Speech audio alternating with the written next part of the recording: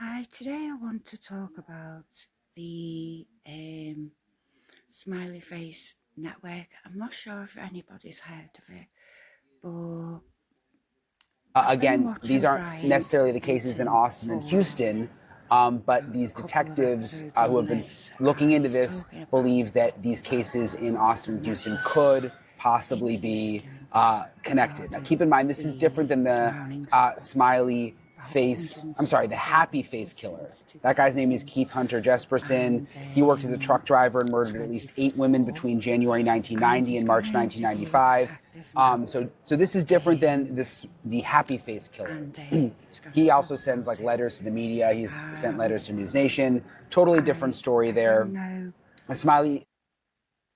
if this is, and it does seem a lot of people like a same type of network as That the homeless thing about, just homeless people throw their friends in the water. I mean, I think that's nonsensical. But I just think, I mean, I've been to Austin, so I can tell you, I got the list here of the cases that I looked at where both forensically and from that they were murdered, and then also from being there, that I have the graffiti that's relative to our organization that we know is involved with these killings that we follow all over the country from since 1997 in New York, all the way across Minnesota, Wisconsin, all the other states in the Midwest where it is, and then it's just starting to go down south. We really didn't have any down south cases until Austin, and then Raleigh Strain in Tennessee. And I just think since Austin was the real hotspot, and I understand, listen, they want to project that there's nothing going on, there's not a serial killer, especially with tourism. They want to keep Rainy Street open, alive. It's a big place. I've been there numerous times. I mean, obviously, young kids, they got great music down in Austin, great place, great universities. But if you're drinking down there, you got a good chance that my guys are going to grab you, they're going to drug you and drag you. Austin's already proven that you can be drugged. They say, there's no possibility. They have a woman they're looking for that drugged already 10 men that robbed them of their wallets and money. So if she wasn't even what we call, using a honeypot, where she's somebody really attractive in a 20 college girl. She's like a middle-aged, 35, 40 woman, kind of chunky. And they put a picture of her out, so if she could drug these young men and get their wallets. Believe me, my guys who work with almost military precision, and they have multiple players, going from one place to another. Somebody to drug them, somebody to wait outside with them, somebody to van to whisk them away right away, put them in the van and stop them up, and put them in the water.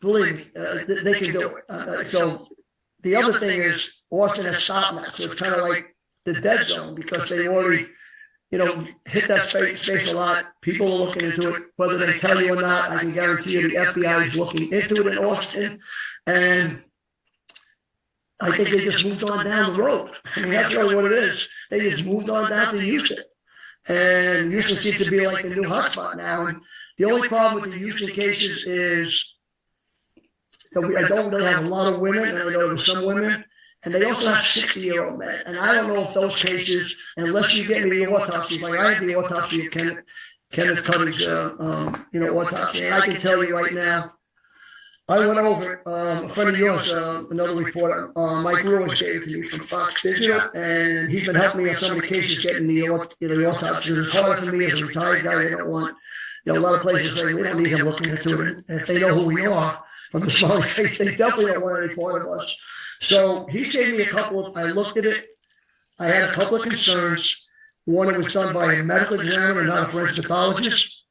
Well, hold on. I don't want to. I want to get to Kenneth in a second, and shout out to Mike Way. He's great. He's my buddy. He does. Yeah, he always got good things about you. Yeah, he's great. But I just want to stick with, because we were talking about Houston, but you went to Austin because that's an area that you've investigated. Is it Lady Bird Lake? Is that right? Lady Bird Lake, yes. Part of the Colorado River. We've been down there. We know those individuals have been down there. I'll give you one thing. How many bodies were found in Lady Bird Lake? In Austin, I probably have about 12, and I can tell you 8 of them are definitely murders. And you think they're I'll give you the names right now if you want. I can show you. Yeah, no, I've read about it. And so you think that those murders in Austin with the bodies found in Lady Bird Lake are all connected? At least the ones I looked at, those definitely 8 ones where I can tell you, yes, that there's graffiti relative to our organization. And we know we have cells in major cities across the United States.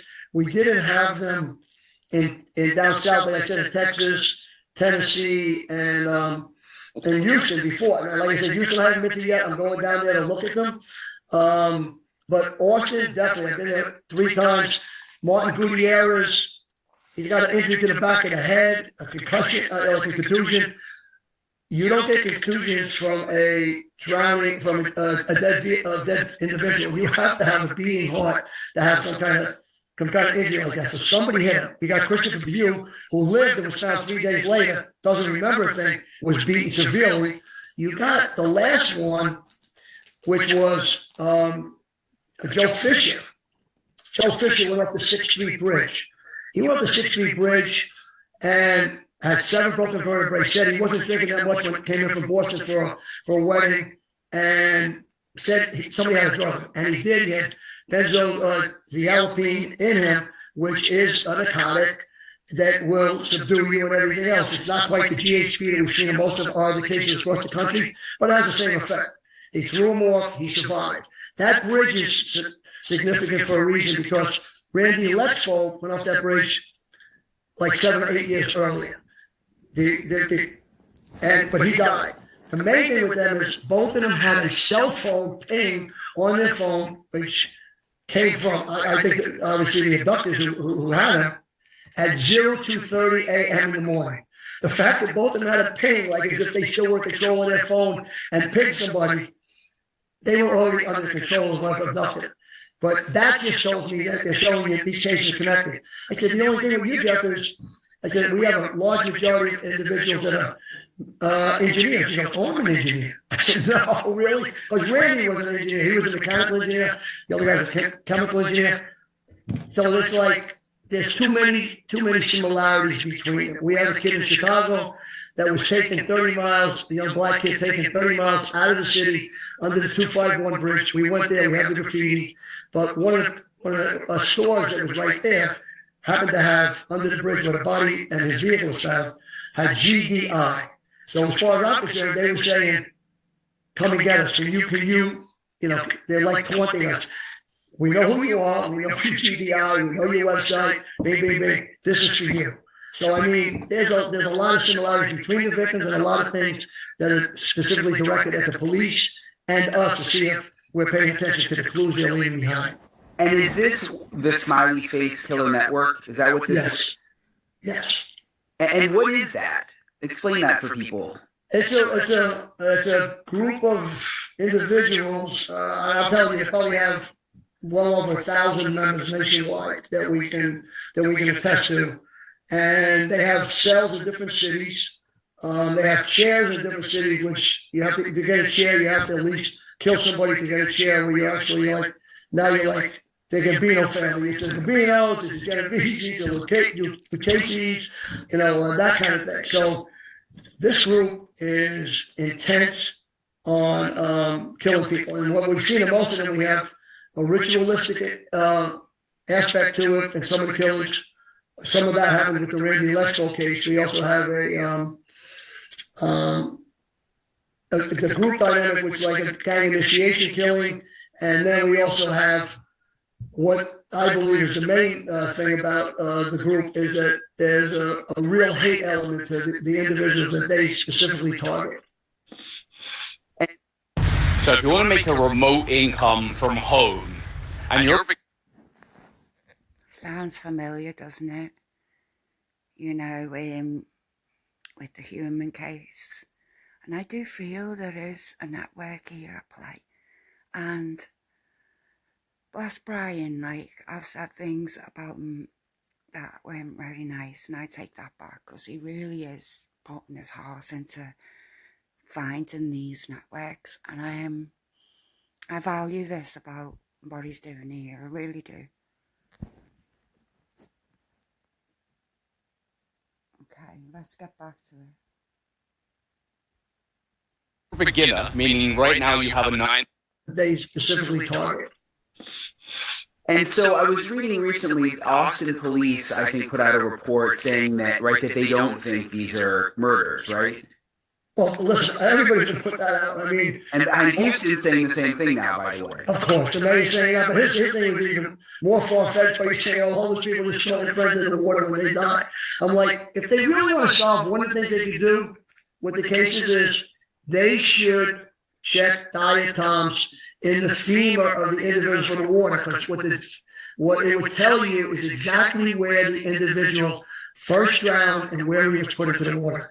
That may be the initial crime scene area, because the body could float, 5, 10 miles downstream before it's recovered.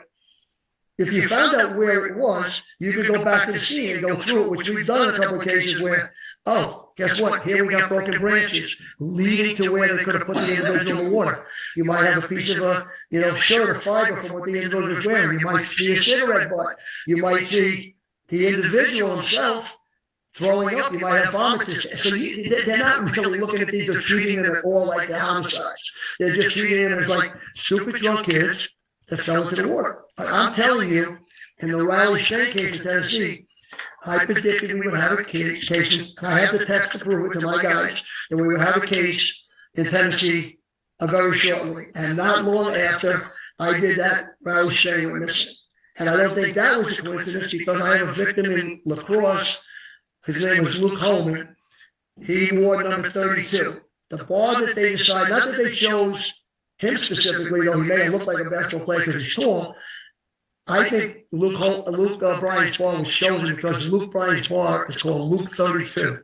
And they were trying to say to us, the Luke Holman case and this case are connected because it's still us. Are you looking at the clues? They do that all the time with different cases. It'll take forever. They play those games. They like to make it like a game. Oh, without a doubt. They want to see if we're paying attention. And we've been watching it, so we've been doing it for a long time. So we pretty much know what's going on when the cases are connected and when they're not. As far as like I said, the Houston cases, I don't know yet, especially with the individuals that are in the 60s. But they know now that they can almost do anything with impunity because the police are not looking at it. So why not throw 60-year-old men in the water? Why not throw females in it? So, and a lot of my victims, all of them are drowned. Riley Shane did not drown, just so you know. Riley Shane, from the level of decomposition on his body, was dead only within a 24-hour period. Besides having no water in his lungs, so he didn't drown. Even Dr. Bass from the body farm said that. But it wasn't a dry drowning. Dry drownings usually happen when, and that's like 1 in a million cases, where you get a laryngeal spasm. The larynx tightens up, the water's extremely cold. That wasn't happening down in Tennessee at the time, where you almost like suffocate yourself because you're preventing the water from entering the body and the lungs. That wasn't it. Riley Shane has 1 day of decomposition on him, which means, are you going to tell me he walked around in a drunken or even drug-induced coma for 13 days and then fell into the water? No, it didn't happen. Somebody had him for a period of 13 days, put him in the water, and where they put him in was also significant. They put him in specifically in a location that I know, like I was telling Michael time, what we know about them is locations, the date that the individual went missing, the date of the recovery. There's different things they use related to dates, times, locations. All that was there with Riley Shane. So it wasn't an accident where he was recovered. He was placed there, right on the bank. Otherwise, he could have floated another 50 miles downstream. He did it. And he didn't just happen to stop there. They stopped there for a reason. They were sending us the message that this is a thing.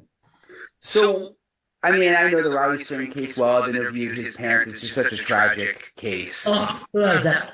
Why do you think, I mean, even in Nashville, too, the police were quick to say that that wasn't criminal? I mean, look at the money they would lose if they had a serial killer in these towns, especially like Austin, more in Nashville. I mean, you got nothing but bars and music, and they can't have that. It'd be like saying you had that in New York in Times Square. The only difference is we got 38,000 police officers. We can patrol it and watch where your kids come out of bars. Nobody has the manpower like that to really protect the community, especially as big as, with all those bars in Nashville, Tennessee. I mean, With the Smiley Face Killer Network, you mentioned, I think you said like close to 1,000 people, you think. and it's probably over that. I can tell you 1,000 because that's just part of our whole thing. We have definitely at least how many members, and it's probably well over 1,200 members. Have you ever talked to anybody on the inside? I don't want to get into what I know, where I know it's from, but I'm telling you, our information is good. How do they exist under the radar just in today's world of technology? And it just seems like that would be difficult to do, that many people spread out all over the country. Well, I'll tell you, I had one case in Minnesota. Let me interrupt you. I mean, his friends were with him. It was like a bar dance area. He was over at the bar. They were out dancing with some females, whatever. They came back to look for their friend. They're like, yo, where's Tommy? And then and they said, no, they checked the bathroom real quick. And they looked, and two guys were walking, not carrying him, not, lifting him, and walking freely out to a van. They got the van door ready, put him, they run out, they get into fisticuffs with them. They push him out, they drive away with the van door open and go out. They didn't get a plate number. They called me the next day, this a few years ago. They said, I think one of our friends is going to be one of your victims. And I said, what happened? He told me the story. I said, well, it sounds like it. I said, what happened to your friend?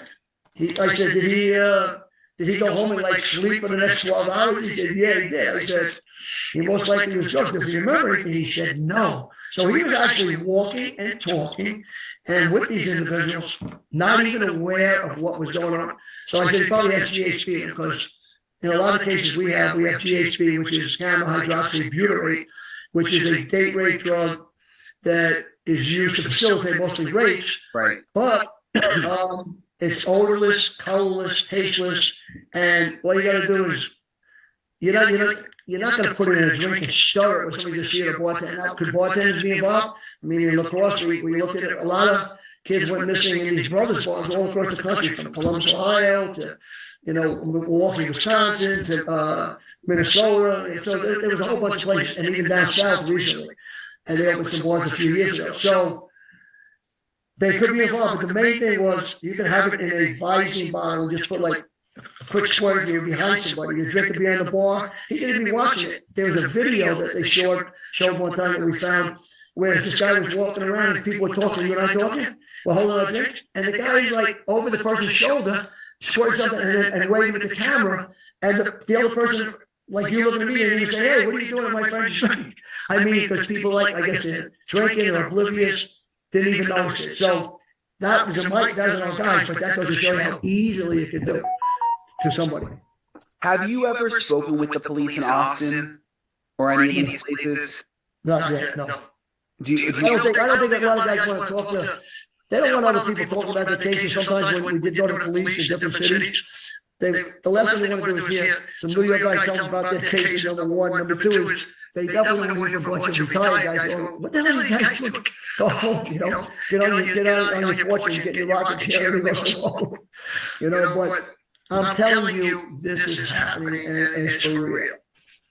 And so you brought up Chicago, there's been a lot of bodies also discovered in the Chicago River. You think that's also connected? I've investigated that before, and I've been out there just recently with the new cases from Inaki Biscarin, Christoph Schubert, all the cases, yes, all. And we found some graffiti in the alleys and stuff behind the bars in Chicago relative to our group. So yes, the smiley face, and even as more important than the smiley face is the specific gang graffiti relative to this group. Like if it was the Hell's Angels, it was the Crips, or something, the Latin Kings, it would be like it's a group, moniker, you know what I mean? So how do they kill these people and then there's like no sign of homicides because they've been in the water? Like how do all these autopsies keep coming up undetermined? Well, because drowning is an exclusionary diagnosis where you have nothing else and the body in water, so they just that's the catch-all. So I understand that, but there are signs to tell if somebody drowned or not, because most of the ones, like we're talking about Terry Case later, he's got small lungs, but most of them are like, if they're really small, maybe 250. His was like about 125. They were the smallest I've ever seen, but he is a small guy. They usually be like from 250 to 400 grams. And so that would mean anywhere from like 500 to 800 grams. When you see over 1,000, you see 1,200 grams of water, then pretty sure they're drowning. The cases that don't have water in their lungs and aren't drowned, I think a way to do that would be something that happened during 9/11. And I think it was more the firemen and the cops that were, a terminal, and like the cops would maybe shoot themselves. The firemen had a thing where they were putting a bag over their head. And basically just like in those movies where like, oh, we got to hurry up and open the vault because everybody's going to die of lack of oxygen. You just suck the oxygen out of the bed and you can just go to sleep very easily. And carbon dioxide is a lot harder to find than, or diagnose than carbon monoxide, because carbon monoxide has not only the element of diffusion and everything, but you also have the blood turns like a light pink. So, and that doesn't happen in carbon dioxide. So I don't know if that's what they're doing to them. But the fact that they're holding for periods of time, like Riley strain, from what we know, that it's kind of like one of these mental torture things. Like, how do you feel about dying today? When you're like, come on, please, let me go. So we've seen some signs of, physical torture. We think we know there's mental torture. We haven't seen any sexual. How do you know about the mental torture? Again, like this is something we've worked on for a long time. So, we pretty much have knowledge that there's mental torture going on. Just through sources and people that you've spoken to. Sources that we've spoken to. It's scary to hear that. Yeah, well, it's scary that they're killing these kids, for no good reason. That you got a major group of psychopaths out in the country that are doing it. And these cases aren't just related to here. I mean, they're going on, they're in England. That Manchester pushing thing is the same thing going on. We got cases in France, we got cases in Germany, and we get called Ireland, we get calls from cases that we can't tell. I tell them, send me what you have, I'll look at it from all the way as far as Australia. So, I mean, have I been out there saying there's any groups out there, but I don't know. But I'm just telling you what appears to be that it's bigger than just the United States.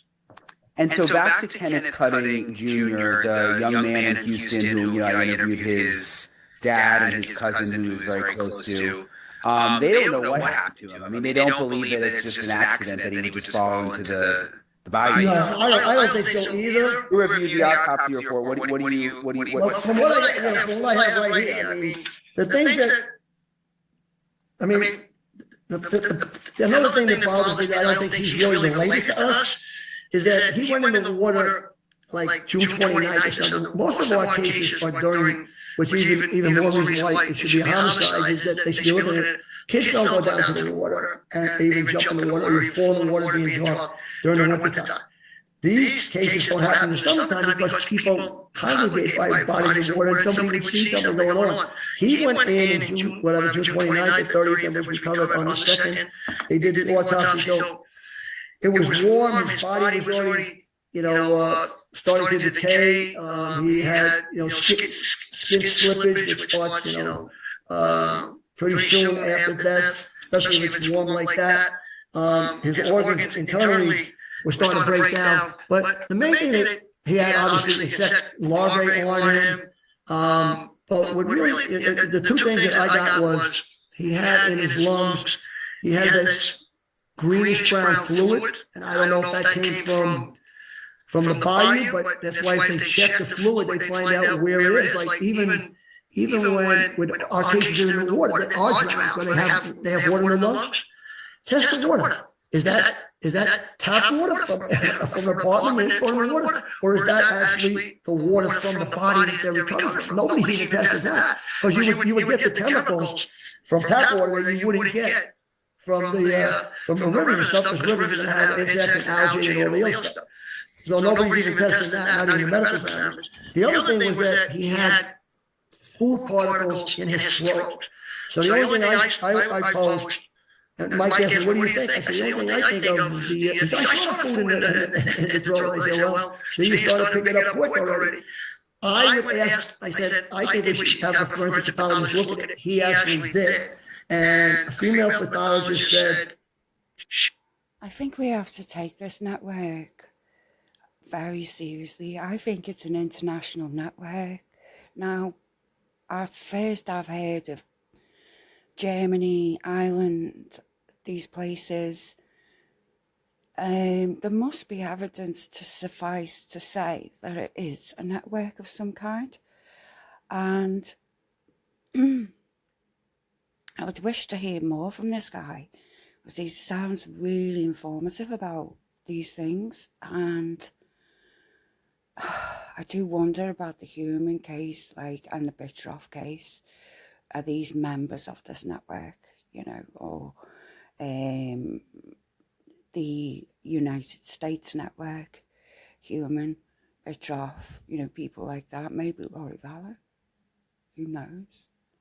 But this is insightful, you know. I mean, I don't know much about the reasons behind a lot of these deaths, and you know, you look at like the network as a whole, to have different MOs, different styles, different techniques in different areas, connections from higher to lower in religion, you know, different religions, different sects, you know, Sikhs and all that kind of thing. You don't know, really don't. It's an eye-opener, this. she doesn't know what happened to him. So it's not that the MD here didn't do a good job. She didn't know. She answered my two questions. I said, what about the fluid? She wasn't sure. This is just me thinking things out. I might be wrong about things, you know, certain people, but it just seems to me that the police know something that isn't right about these cases. You know, there's a lot of people gone through death of this network.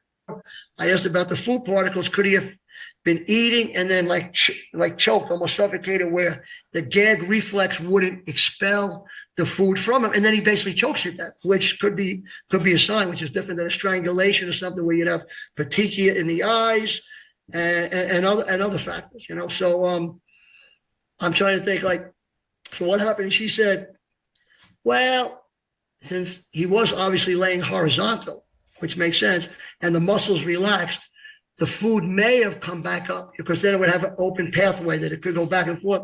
I said, that could be feasible. I mean, because I haven't seen too many cases of that. I've had kids that were recovered with food in their stomach. And what we did was we found out that the last place he was eating was a place with beef and no chicken. And then we found him with chicken in his stomach, which told me we knew he was held for a period of time. They were feeding them. They had to feed these guys, you know, occasionally over the 5 or 10 day period that they held them. So I was still bothered by it going up to the neck, but she's saying that, you know, it could. I mean, who am I to say? I'm not a forensic pathologist, but I haven't seen it in other cases where there was food in the stomach.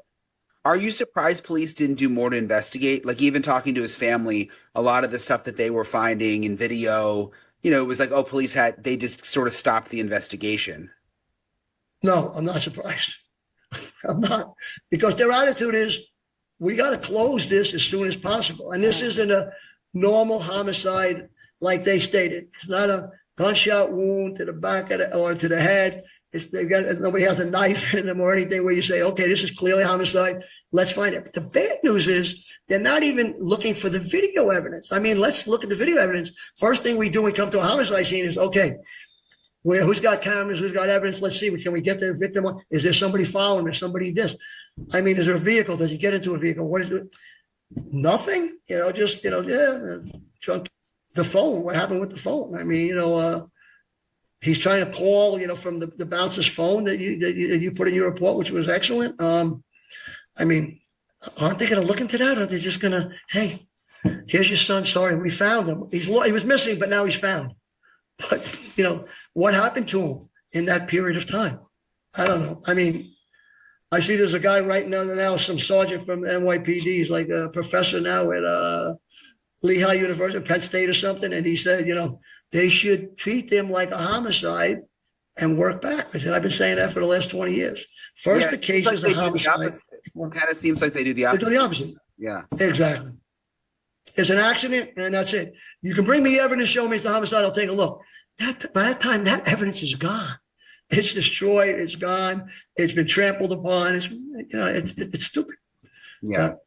This is what we're dealing with. I appreciate you, Kevin, for coming on. No, thank you so much. Appreciate it. Please click to subscribe. In this episode, I'm digging into these very mysterious deaths. I just want you to know, go over to Brian Enton's channel to hear the story on Kenneth Cussing's family are demanding answers, and rightfully so. There isn't real proof that he drowned in the river, and I'm really sorry to hear that, for the loss, and good luck to Brian and this team to find more answers on the case. 16 bodies, I'll read the description for you. 16 bodies have been discovered in Houston Bayou so far this year, sparking concern of a serial killer. Police say there is no evidence of a killer, but that's what they're saying, that people have drowned, right? But families and some victims, more investigation. Kenneth Cussing Jr. was found dead in the bayou in 2024, and his family shares the events leading up to his death and why they think the police have not done enough. He was found underweight and things like that. Like, there was a sign that he'd been held for a while, and it's real concerning that, like, there's a network of going on. So please go over to listen to that interview. It's very, very chilling and insightful into this, and I'll be giving you information more on what the updates are in the next video. Thanks for now. Bye.